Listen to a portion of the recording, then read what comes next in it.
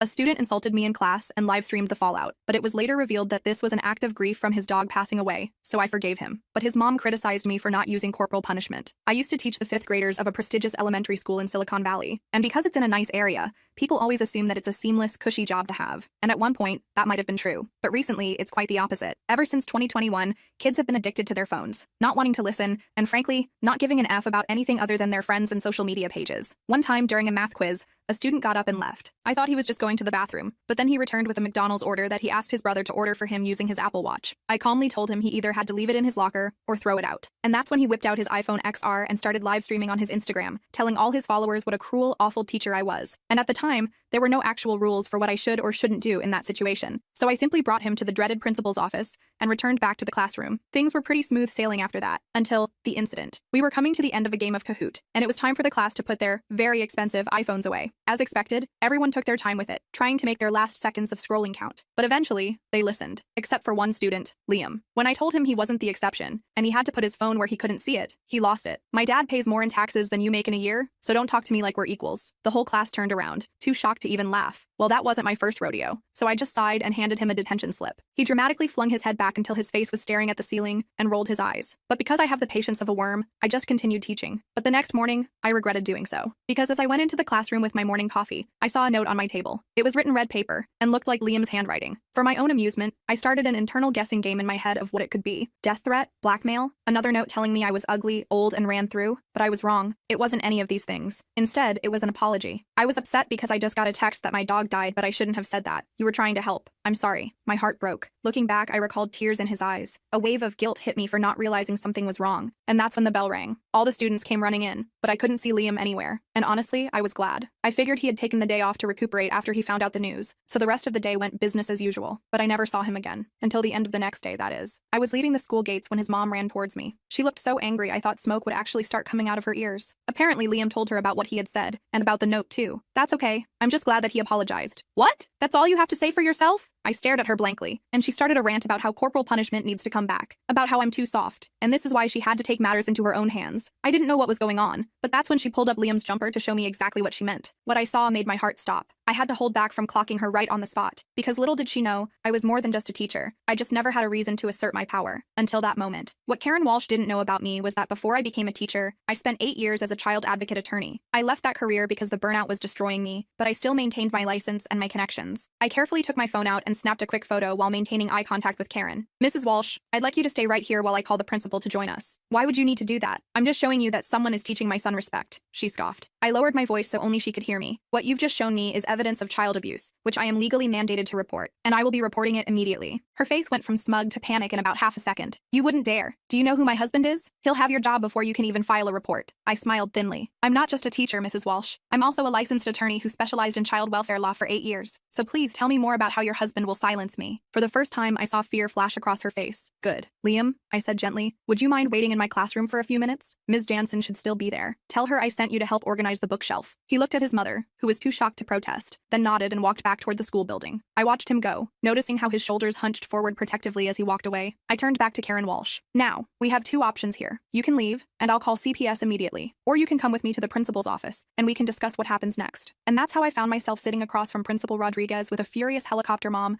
who had just realized she'd admitted to child abuse in front of possibly the worst person she could have. Principal Rodriguez had seen everything in her 15 years running the school, but even she looked unsettled as we sat in her office. Karen was still fuming but had switched tactics from aggression to victim mode. This is all a misunderstanding, she insisted, dabbing at non-existent tears with a tissue. Liam bruises easily. He has a medical condition. I raised an eyebrow. A medical condition that creates finger-shaped bruises? Rodriguez cleared her throat. Mrs. Walsh, these are very serious allegations. As mandated reporters, we're required by law to contact Child Protective Services when we suspect abuse. My husband is on the board of directors for 3 major tech companies, Karen hissed. One call from him and both of you will be looking for new careers. I pulled out my phone. I've already texted my former colleague at CPS. She's on her way. This was a bluff, but Karen didn't need to know that. Rodriguez shot me a surprised look, but quickly composed herself. Mrs. Walsh, threats won't help this situation. What will help is being honest about what's happening at home. Karen's perfectly highlighted hair seemed to bristle. You have no right to question my parenting.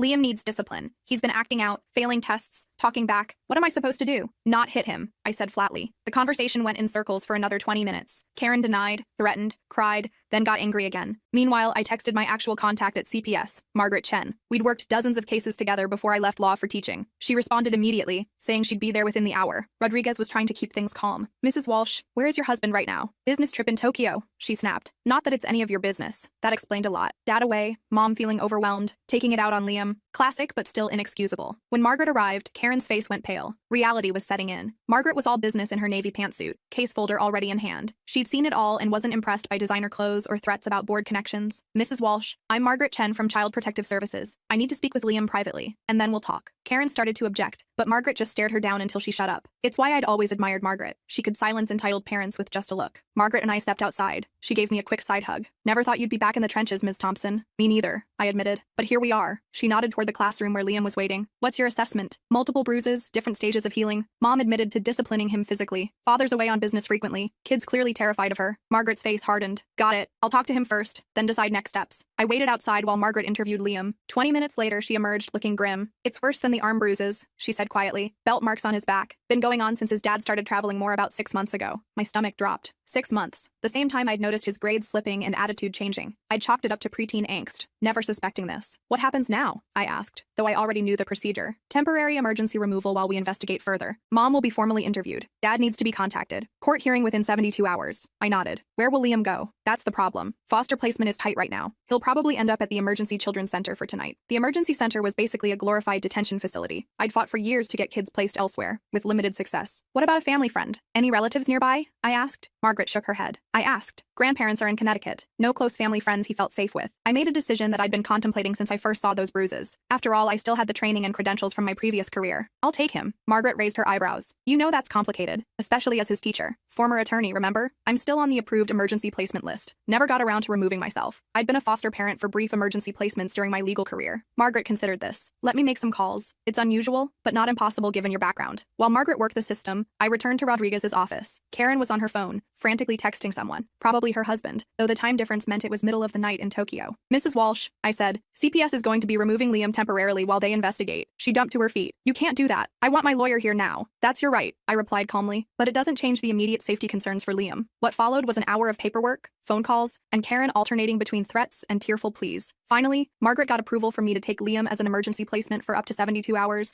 until the initial court hearing. When we told Liam about the arrangement, he looked confused. I'm staying with Ms. Thompson, like, at her house? Just for a couple of days, Margaret explained, while we figure things out. What about my mom? He asked, voice small. She needs to talk to some people about how to be a better parent, I said, trying to simplify without lying. Sometimes grown-ups need help too. Karen was still arguing with a second CPS worker who'd arrived to process the case, so Margaret helped us slip out a side door. I helped Liam into my beaten-up Honda Civic, quite a contrast from the Lexus SUV his mom drove. We need to stop by your house to get some clothes and things, I explained. Is there anything special you want to bring? He thought for a moment. My pillow, and my Nintendo Switch. Sure thing. I tried to sound casual, like I took students home all the time. When we reached the Walsh residence, a sprawling modern home in one of those gated communities, I had to sign in with security. The guard gave me a suspicious look as I explained I was Liam's teacher picking up some things for him. Inside, the house was immaculate, like something from an architectural magazine. Cold, though. Not many family photos. Lots of expensive art. My room's upstairs, Liam said, leading the way. His bedroom was the only space that looked lived in. Gaming posters, clothes on the floor, unmade bed, normal kid stuff. I helped him pack a backpack while he grabbed his Switch and chargers. As we were leaving, he paused at a door down the hall. Can I say goodbye to Max? Max? My new dog. Mom got him after Rusty died. So there was another dog. The note about his dog dying had been true. I felt that guilt again about not recognizing his grief. Sure, go ahead. He opened the door to reveal a small mudroom with a puppy crate. Inside was a golden retriever puppy, maybe 4 months old, whining with excitement at seeing Liam. Liam knelt down. I'll be back soon, Max. Be good. He turned to me, worried. Who's gonna take care of him? My mom doesn't really like him. She just got him to shut me up about Rusty. Great. Another complication. Let's bring him with us for now. We'll figure it out. So that's how I ended up driving back to my modest apartment with not just an abused 5th grader, but also a golden retriever puppy who promptly peed on my carpet within 5 minutes of arrival. Sorry, Liam mumbled, looking terrified that he'd be punished for the dog's accident. It's fine, I assured him, grabbing paper towels. Accidents happen. My apartment wasn't set up for kids or pets. 1 bedroom, minimal furniture, mostly books everywhere. I quickly converted my couch into a bed for Liam while Max explored his new temporary home. That first night was awkward. I had no idea what to feed a 10-year-old for dinner, so I ordered pizza. Liam barely spoke, just answered direct questions with one-word responses. He kept watching me carefully, like he was waiting for the other shoe to drop. After setting him up with blankets and pillows on the couch, I retreated to my bedroom but couldn't sleep. The reality of what I'd gotten myself into was sinking in. I hadn't practiced family law in years. I had no business getting personally involved in this case. Around midnight, I heard Liam crying softly. I found him curled up with Max, tears silently streaming down his face. "Hey," I said gently, sitting on the edge of the couch. "It's okay to be upset." He wiped his eyes quickly. "I'm fine. You don't have to be fine. This is a really hard situation." He was quiet for a long time, then whispered, "Is my mom going to jail?" I sighed. "Probably not. Most likely she'll need to take parenting classes and anger management, maybe therapy. My dad's going to be so mad." Something in his tone worried me. "At your mom? Or at you?" Liam shrugged. "Both, probably. He hates when there are problems." "None of this is your fault, Liam. You know that, right?" He didn't respond, just petted Max's head. I didn't push it. The next morning was Saturday. I made pancakes, which Liam barely touched. We took Max for a walk, then spent most of the day awkwardly coexisting. Liam played his Switch while I graded papers and made phone calls. Margaret called with updates. She'd spoken to Liam's father, who was catching the next flight back from Tokyo. He sounded shocked and concerned,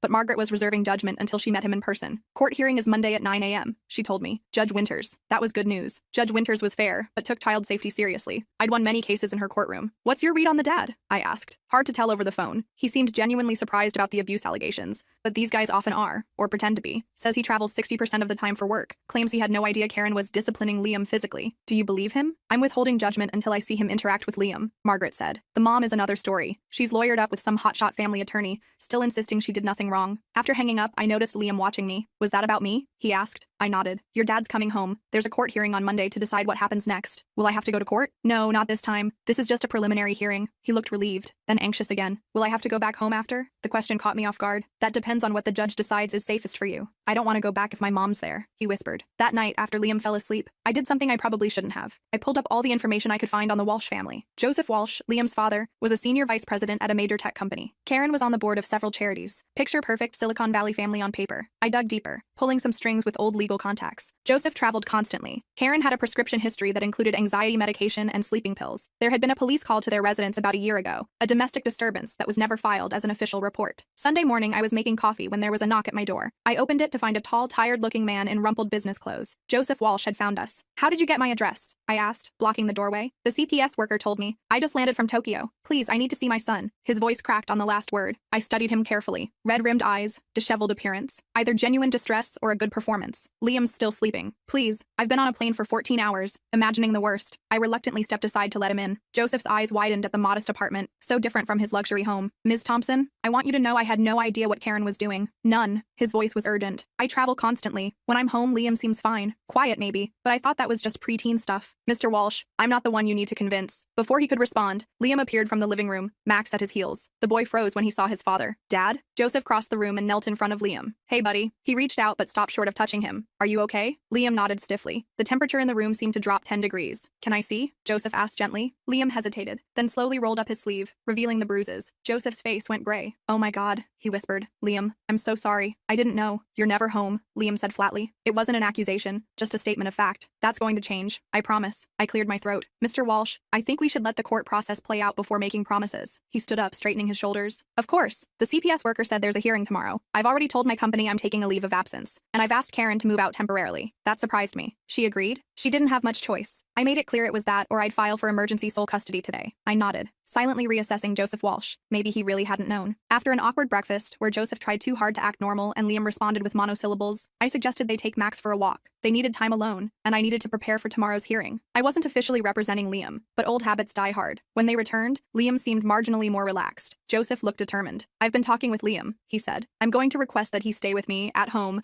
with supervision from CPS. Karen will stay with her sister until this is resolved. That will be up to the judge." I reminded him. "I understand, but I want you to know I'm taking this seriously." He handed me a business card. "My attorney. I've instructed her to cooperate fully with CPS. I want what's best for Liam, even if that means admitting I failed him by not being present." After Joseph left, promising to see Liam at court the next day, I found Liam sitting on the couch, petting Max absently. "You okay?" I asked. "I guess." He looked up at me. "My dad says I might go home with him tomorrow. How do you feel about that?" Liam considered the question. "Okay, I think, if my mom's not there." He hesitated. "He said he's going to work from home now, and that we might get a nanny. That sounds like a good plan." I sat next to him. "Liam, whatever happens tomorrow, I want you to know you can always talk to me. Not just as your teacher, but as someone who cares about you." He nodded, then surprised me by asking, "How come you know so much about all this court stuff?" "Before I was a teacher, I was a lawyer. I helped kids in situations like yours." "Why'd you stop?" Good question. I'd asked myself the same thing many times over the past few days. It was hard, seeing kids hurt court all the time. I thought teaching would be happier. Is it? I laughed. Most days. Not when students live stream me on Instagram, though. That got a small smile from him. Monday morning arrived with a flurry of activity. Margaret picked us up early to head to the courthouse. Liam was quiet, dressed in the nicest clothes he'd packed, khakis and a button-down shirt.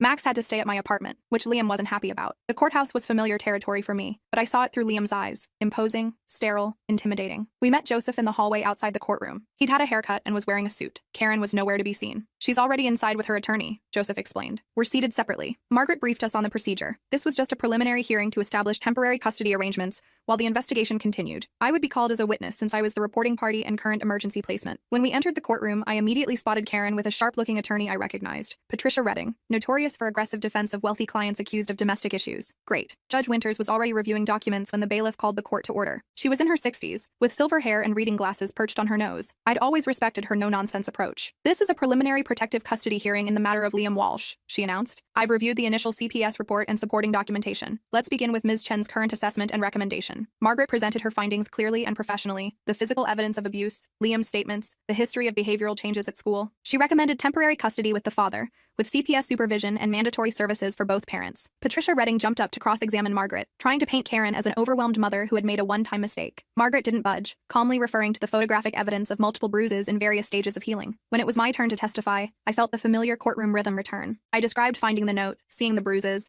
and my interactions with both parents. Redding went after me hard. Ms. Thompson, isn't it true you have a personal history with these types of cases that might color your perception? I have professional experience that helps me recognize signs of abuse. Yes, I replied. And isn't it convenient that you, a teacher with no current legal standing, managed to get yourself appointed as temporary guardian? One might think you're trying to involve yourself unnecessarily in this family's private matters. I kept my cool. I was on the emergency placement list due to my previous work as a child advocate attorney. My only concern is Liam's safety. Joseph's attorney, a calm, professional woman named Elizabeth Chen, no relation to Margaret, presented a detailed plan for Liam's care. Joseph working from home, a live-in nanny with experience in child development, weekly check-ins with CPS, and family therapy. Karen testified next, tearfully explaining that she'd been under tremendous stress and made a terrible mistake. She insisted it wouldn't happen again. Judge Winters watched her impassively, occasionally making notes. Joseph's testimony was brief, but impactful. He admitted his frequent absences had created a situation where he wasn't aware of what was happening in his own home. He took responsibility for not being present and outlined concrete steps he was taking to change that. After nearly 3 hours, Judge Winters called a short recess to consider her ruling. We waited tensely in the hallway. Liam sat between Joseph and me, not speaking. When court resumed, Judge Winters didn't waste time. Having considered all testimony and evidence,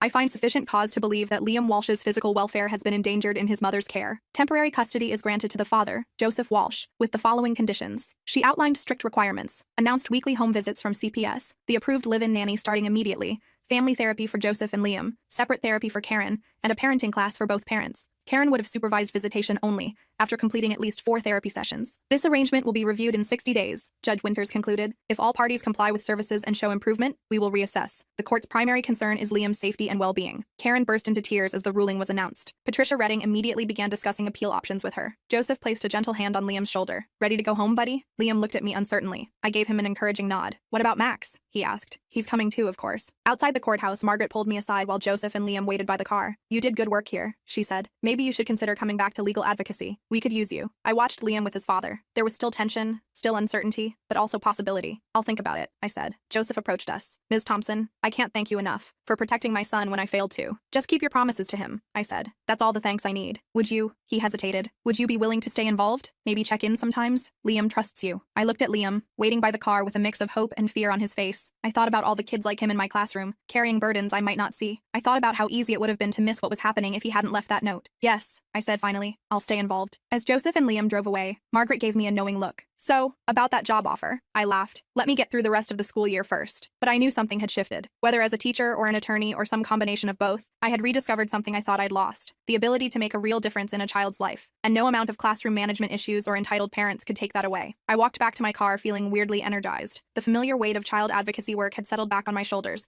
But instead of feeling burdened, I felt purposeful. My phone buzzed with a text from Margaret. Think about it. We could use someone with your fire. I didn't respond right away. Teaching had been my escape route when legal work became too intense. Now I wasn't sure what I wanted anymore. That week at school, things felt different. I kept finding myself scanning my students' faces more carefully, wondering what they might be hiding. And I missed Liam. After the intensity of that weekend, The classroom felt strangely empty without him. On Thursday, I got an email from Joseph Walsh, a progress update. He'd hired a nanny named Rosa, a grandmotherly woman with a background in early childhood development. Liam was back at school, though he'd transferred to another classroom to avoid awkwardness. Max was adjusting well to the house. Karen had attended her first therapy session. He'd attached a photo of Liam smiling cautiously while holding Max. Something about it made my throat tight. I replied with something professional but supportive, offering to help with schoolwork if needed. Later that evening, my principal called. The rumor mill had been working overtime, apparently. Parents were talking. Some were concerned about a teacher getting involved with a student's home life. Others were supportive. The school board had questions. "You're not in trouble," Rodriguez assured me, "but we need to discuss how to handle this situation going forward." The meeting with the administration the next day was tense. The superintendent, a political animal named Thomas, seemed more concerned about the school's reputation than Liam's well-being. "Parents are worried you overstepped your role," he said, leaning back in Rodriguez's visitor chair like he owned it. "I followed mandated reporter protocols exactly," I replied, "and my emergency foster parent status was already established before I began teaching. Still, it creates a perception issue." He tapped his pen against his notepad. "Some parents are concerned you might be overly scrutinizing their parenting choices now." I fought back an eye roll. "You mean the parents who physically abuse their children are worried I'll notice?" Rodriguez shot me a warning look. "Ms. Thompson acted appropriately in a difficult situation," she told Thomas. The court agreed. The meeting ended with nothing resolved. Thomas wanted me to maintain appropriate professional boundaries going forward. I left feeling irritated and unsettled. That weekend, Margaret invited me for coffee. She slid a folder across the table before I'd even taken my first sip. "What's this?" I asked, already knowing. "Job description. Child Advocacy Center is looking for a part-time legal consultant. 15 hours a week to start." I pushed it back toward her. "I'm still teaching full-time. For now." She sipped her latte calmly. "How's that going, by the way? Getting any support from the administration after sticking your neck out for a kid?" I made a face. "That obvious, huh? I've known you for 10 years. You look exactly like you did before you quit last time." I couldn't argue with that. The familiar symptoms were creeping back. Trouble sleeping, hypervigilance, carrying other people's trauma home with me. And now I had school politics to deal with too. "I'll consider it," I said, pocketing the folder. The following Wednesday, I got another update from Joseph. Liam was having nightmares. The therapist said it was normal, part of processing trauma. Rosa was helping, sleeping in the adjacent room so she could respond quickly. Karen's supervised visits weren't going well. She kept trying to justify her actions to Liam, making him shut down. I wrote back with some suggestions for dealing with nightmares, based on my experience with other foster kids. Then, without overthinking it, I asked if I could visit that weekend. Joseph replied almost immediately. "Liam would love that. Saturday lunch?" Saturday found me driving back to the Walsh residence with a knot of nerves in my stomach. This time, I pulled up to the security gate as an invited guest. The house looked the same from the outside. Modernist, expensive, impersonal, but inside felt different. For one thing, there was noise. The sound of a dog barking excitedly, the TV playing some kind of video game background music, Rosa calling out something from the kitchen in Spanish. It felt lived in now. Max reached me first, all gangly puppy enthusiasm. Liam appeared more cautiously from the living room, but his face brightened when he saw me. "Ms. Thompson, I got to level 50 on that game I told you about." Just like that, we were okay. The awkwardness of our strange shared experience faded as he launched into detailed explanations of his gaming achievements. Joseph watched from the doorway, relief evident on his face. Lunch was surprisingly normal. Rosa had made enchiladas that put my sad teacher microwave meals to shame. Liam chatted about his new school, occasionally directing comments to his dad,